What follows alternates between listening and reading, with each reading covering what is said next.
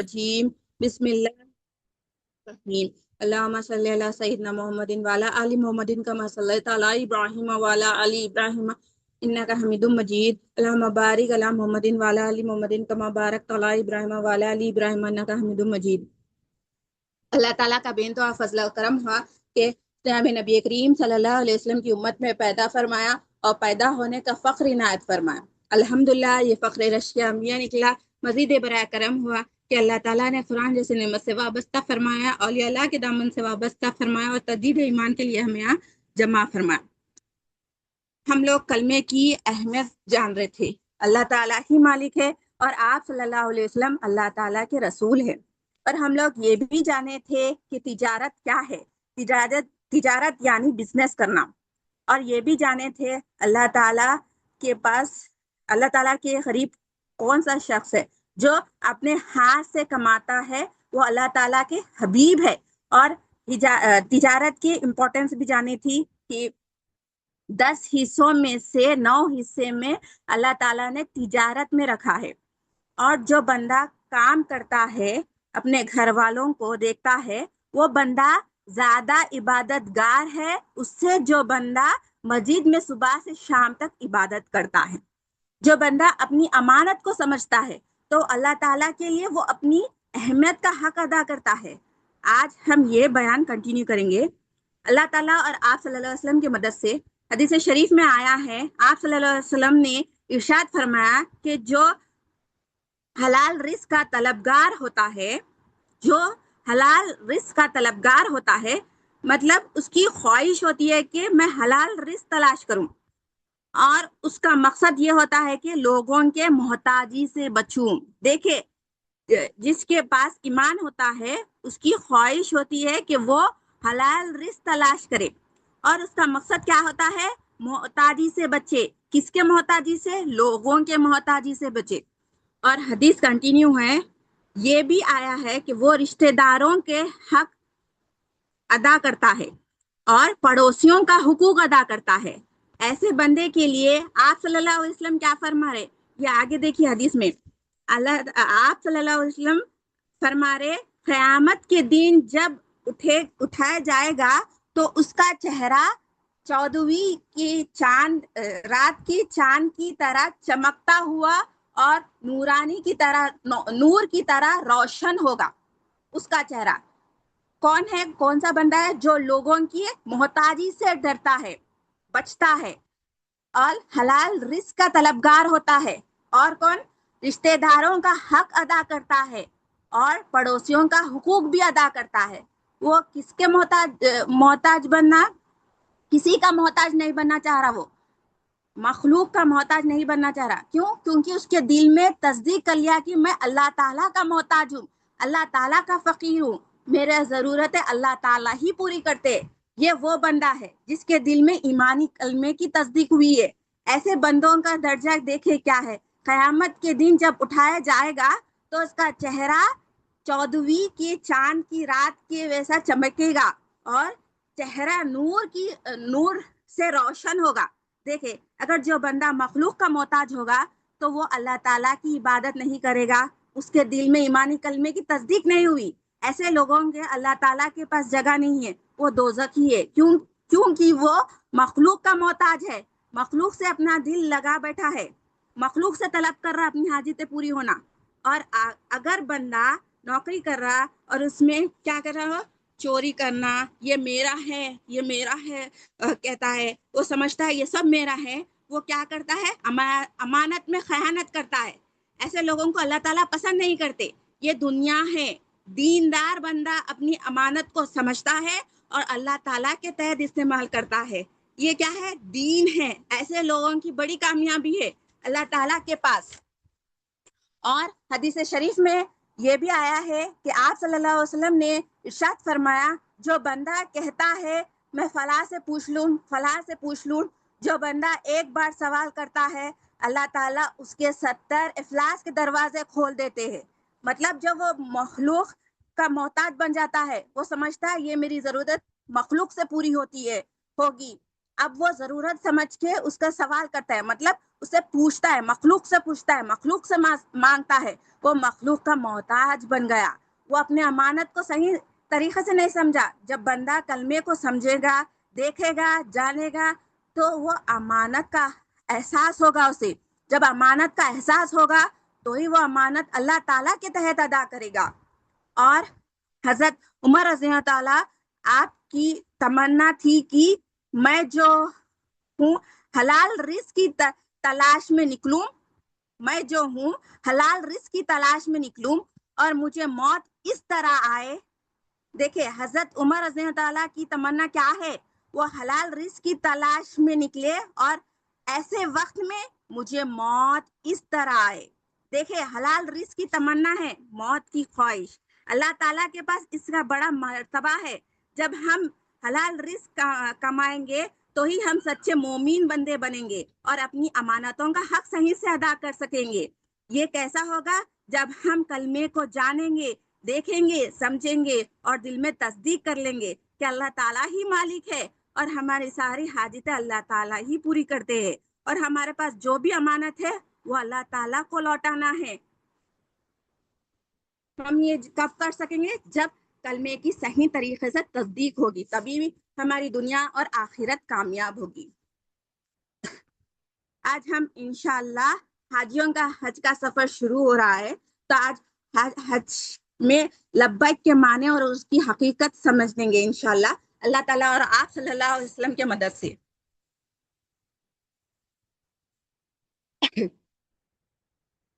لبیک اللہم لبیک، لبیک لا شریک لک لبیک، ان الحمد والنعمت لک الملک لا شریک لک۔ یہ ہم تین مرتبہ کہتے ہیں۔ حاجی جو ہے نہ یہ لبیک پڑھتا ہے، کہتا ہے مولا میں حاضر ہوں، مولا میں حاضر ہوں۔ حاجی کس کی پکار پر جواب دے رہا؟ حضرت ابراہیم علیہ السلام نے جب خانہ کعبہ کی تعمیر کری، مکمل کر لی، کہ اللہ تعالیٰ نے حکم دیا کوہ صفا پر ٹھہر کر سب کو دعوت دو کہ یہ بیت اللہ کا حج کرنے کے لیے آئے۔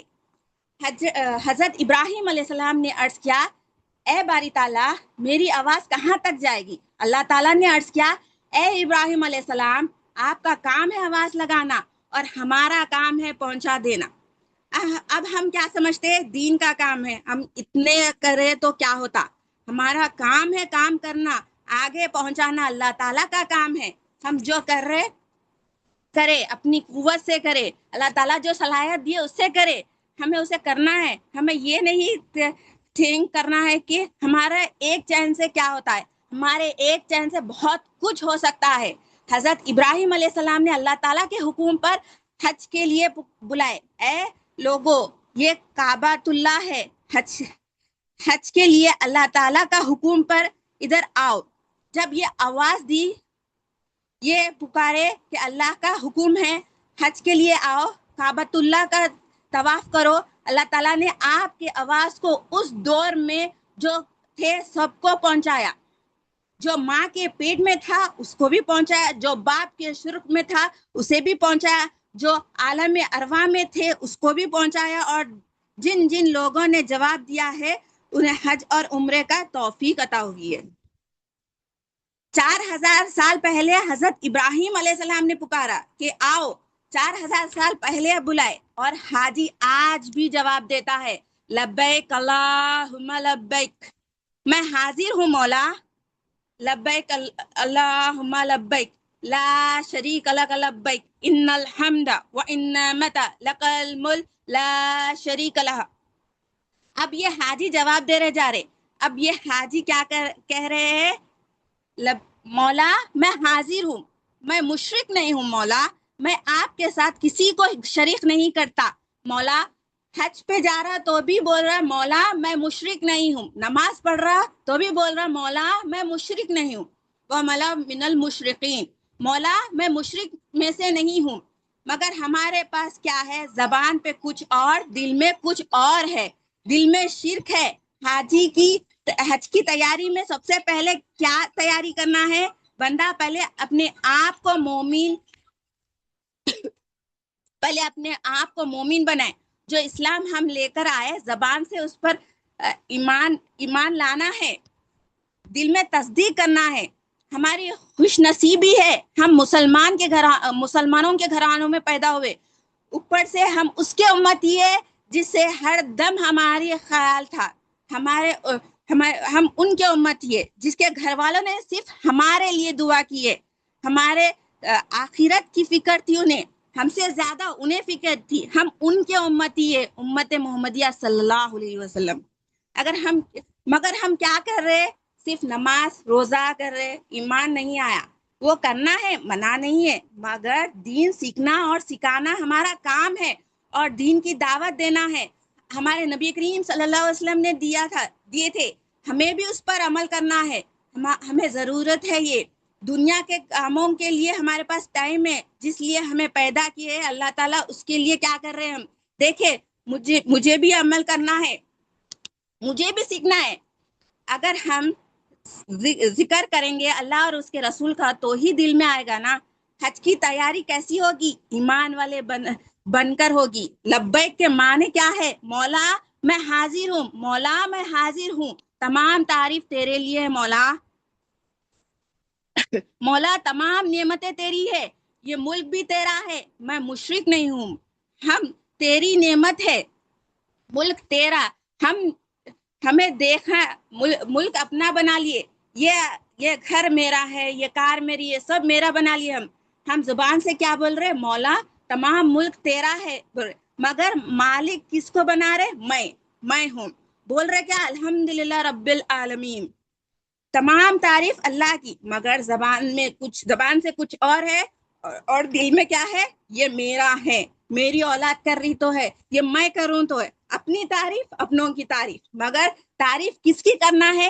اللہ تعالیٰ کی اور اس کے رسول کی کرنا ہے. اپنی تعریف کرنا یہ فرعون کی عادت ہے، اسے بچے. شرک اللہ تعالیٰ کے پاس سب سے بڑا گناہ ہے، اس کی کوئی معافی نہیں ہے، سیدھا ڈائریکٹ جہنم ہے. ہم حج کے ارکان کی حقیقت جانیں گے. پہلا کیا ہے؟ احرام پہننا ہے. اب احرام کیا ہے؟ کفن ہے. اب جب مرد گھر سے نکلتا ہے تو ہمیں یہ تصور کرنا ہے کہ جب حج پر جاتے ہیں تو ہم کیا کرتے ہیں؟ نو بینک بیلنس، چیک بھی نہیں لیتے، پراپرٹی نہیں لیتے، ڈگری نہیں لیتے، کچھ بھی نہیں، سب چھوڑ کر جاتے، صرف 2 چادر پہن کے جاتے. اب گھر سے رخصت ہو رہے، میت گھر سے باہر جا رہی سمجھو. اب کار میں بیٹھے ہیں تو اسے ڈولا سمجھے، ایسا تصور کرنا ہے. اب جو بھی امانت ہے وہ اللہ تعالیٰ کے حوالے کرتے ہیں، بیوی بچے سب. ایمان کا عمل ہے حج. صراط المستقیم کیا ہے؟ اہدنا الصراط المستقیم صراط الذین انعمت علیہم، سیدھا راستے پر چلا. ایمان والوں کا راستے کیا ہے؟ اب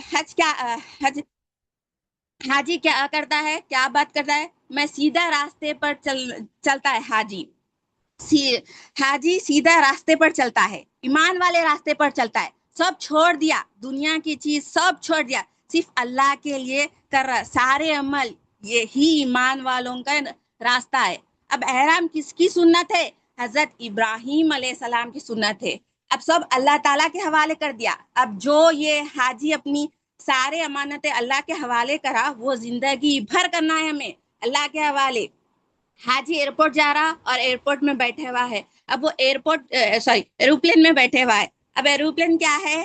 خبر ہے، یہ مثال ہے سمجھنے کے لیے.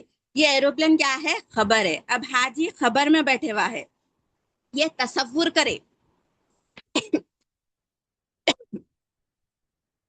اب مردہ کو یہ فکر ہوتی ہے کہ اب اس کا کیا ہے، اس کا ہے، وہ سب چھوڑ دیتا ہے، اللہ کا ہو جاتا ہے. ہمیں یہ ہی تصور کرنا ہے، ہمیں تعلق اور دل اللہ سے ہی لگانا ہے، شرک نہیں کرنا ہے، لڑنا نہیں، جھگڑنا نہیں، یہ چھوڑ دینا ہے ہمیں. جب احرام پہنتے ہیں اگر وہ یہ سب کام کرتے ہیں تو وہ ظاہری عمل کرتا ہے، باطنی نہیں.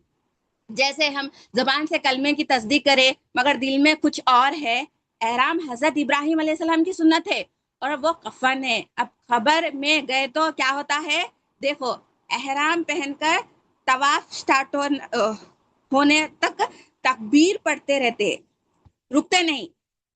پہلے کے لوگ شپ میں بیٹھتے تھے, سفر لمبا ہوتا تھا تو وہ تکبیر پڑھتے تھے, بھولتے نہیں. مگر آج فی زمانہ کیا ہے, ایروپلین میں بیٹھ کے 4 گھنٹے کا سفر ہے, مگر آج ہم بھول جاتے, پڑھتے نہیں. اگر بندہ تکبیر سمجھ کر پڑھے گا تو اس کا ایمان میں اضافہ ہوگا. بڑی پیاری تکبیر ہے, وہ اللہ تعالیٰ سے رابطہ کرنے لگتا ہے. جو حج کی جو حقیقت ہے اسے سمجھے گا. جب احرام پہنیں گے اللہ تعالیٰ کے حوالے کر دیں گے. احرام نکالنے کے بعد بھی ہمیں اللہ تعالیٰ کے ہی حوالے کرنا ہے. احرام میں بہت ساری چیزوں کی پابندی رہتی ہے. احرام جب بندہ اسے نکال دیتا ہے مگر گناہوں کی پابندی سے نہیں نکلتا. حاجی کو حج کو جانے کے بعد میں عمرہ کرنا ہے, پھر اس کے بعد میں احرام اتارتے ہیں, پھر حج کا احرام پہنتے ہیں. جانے کے بعد پہلے عمرہ ہوتا ہے, پھر باہر نکل کر پہلے کعبۃ اللہ کے پاس جاتے ہیں. اب آنے کے بعد میں حجر اسود کی طرف رخ کرتے ہیں, اس کو چومتے ہیں, چوم کے طواف کرتے. اب اس کو کیوں چومتے ہیں؟ اسلام کے آنے کے بعد میں سارے بھوت نکل گئے تھے کعبۃ اللہ سے, مگر 3 پتھر رہ گئے. 2 پتھر ایک پہاڑی رہ گئی. ایک کیا ہے؟ حجر اسود ہے. دوسرا کیا ہے؟ مقام ابراہیم ہے. اور تیسرا صفا مروہ کا پورا پہاڑ ہے. اللہ تعالیٰ نے اسے محفوظ رکھا ہے. اب حجر اسود کیا ہے؟ حضرت عمر فاروق رضی اللہ تعالیٰ عنہ حج کے لیے آئے. جب حجر اسود کو چومتے ہوئے جا رہے, امت المومنین ہے, چومتے ہوئے جاتے وقت بول رہے, اے حجر اسود, تیرا حق میں نہ تو مجھے کچھ فائدہ دے سکتا ہے نہ کوئی نقصان دے سکتا ہے. اگر تجھے میرے نبی محمد صلی اللہ علیہ وسلم نہیں چومتے تو میں بھی نہیں چومتا. میں تجھے اس لیے چوم رہا ہوں کیونکہ میرے آقا صلی اللہ علیہ وسلم نے چوما ہے. تو حجر اسود کو جو نسبت ہے وہ آقا صلی اللہ علیہ وسلم سے. اب حج کیا ہے؟ سیرت المستقیم کیا ہے؟ محبوبین کے نقش قدم پر چلنا, اللہ تعالیٰ کے محبوبین کے ادائیں دکھانا, ان کی غلامی کرنا, ان کے طریقے پر زندگی گزارنا, یہ سکھایا جا رہا ہے. اب نبی کریم صلی اللہ علیہ وسلم حجر اسود کو چوم رہے تو چومتے ہی طواف شروع ہوتا ہے. 7 بار طواف اور 8 بار چومنا. سٹارٹ بھی چومنے سے ہوتا ہے اور ختم بھی چومنے سے ہوتا ہے. پھر مقام ابراہیم کے پیچھے 2 رکعت نماز پڑھنا ہے. مقام ابراہیم کیا ہے؟ جس پر ٹھہر کر حضرت ابراہیم علیہ السلام نے کعبے کی تعمیر کی.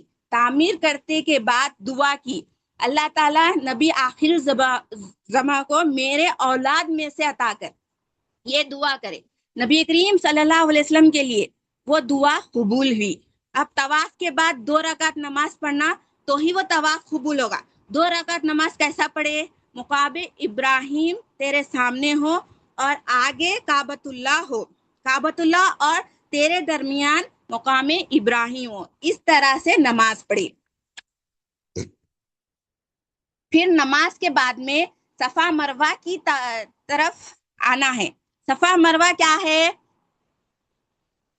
یہ حضرت حاجرہ علیہ السلام کی نشانی ہے. اللہ تعالیٰ قرآن میں ارشاد فرمائے, یہ میری نشانی ہے. مولا یہ تیری نشانی کیسا؟ اللہ تعالیٰ ارشاد فرمائے, اس پر جو قدم لگے ہیں وہ حضرت حاجرہ علیہ السلام کے ہیں. وہ ایمان والی بندی کی ہے جس کو میرے پر بھروسہ تھا. اس کا قدم لگنے سے میں نے کہا یہ میری نشانی ہے. جہاں پر حضرت حاجرہ علیہ السلام دوڑے وہاں پر گرین لائٹ لگا دی گئی ہے. وہاں پر کون دوڑے گا؟ وہاں پر مسلمان دوڑے گا, محسن بندہ دوڑے گا, ایمان والا بندہ دوڑے گا, صالحین بھی دوڑے گا, شہداء بھی دوڑے گے, اور آپ صلی اللہ علیہ وسلم نے بھی دوڑے ہے. نبی کریم صلی اللہ علیہ وسلم نے بتا دیا یہ راستہ ہے اللہ تعالیٰ کے محسن بندوں کے لیے. جہاں دوڑے وہاں پر دوڑنا, جہاں نہ دوڑے وہاں نہیں دوڑنا.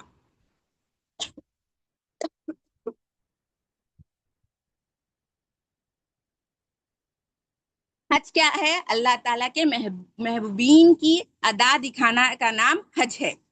اب حضرت ابراہیم علیہ السلام کو حضرت سارہ علیہ السلام سے بھی ایک بیٹا عطا کیے، وہ ہے حضرت اسحاق علیہ السلام۔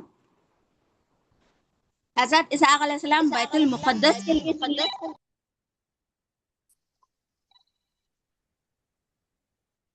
اور حضرت اسماعیل علیہ السلام خانہ کعبہ کے لیے چن لیے گئے۔ دو قبلے ہیں، دو امام ہیں، اور حضرت اسحاق علیہ السلام کی اولاد میں سارے نبی آتے گئے۔ حضرت عیسیٰ علیہ السلام، حضرت یعقوب علیہ السلام، حضرت موسیٰ علیہ السلام، حضرت ہارون علیہ السلام، سارے نبی حضرت اسحاق علیہ السلام سے آتے گئے۔ حضرت اسماعیل علیہ السلام کے بعد میں کوئی نبی نہیں آئے، سارے مومنین چلتے رہے۔ پھر جو ایک ہی نبی آئے، وہ نبی آخر الزماں ہے، رسول اللہ صلی اللہ علیہ وسلم ہے، امام الانبیاء۔ ایسے حضرت ابراہیم علیہ السلام کی دعا قبول ہوئی۔ اس لیے یہ مہینہ اولاد کے لیے دعا کرے، اپنے لیے دعا کرے، اللہ تعالیٰ قبول کریں گے انشاءاللہ۔ آخری میں دعا کرتی ہوں کہ اللہ اور آپ صلی اللہ علیہ وسلم سے کہ جو کہا گیا ہے اور سنا گیا ہے اسے عمل کرنے کی توفیق دے، اور ہمیں عمرہ اور حج کرنے کی توفیق دے۔ آمین، جزاک اللہ خیر۔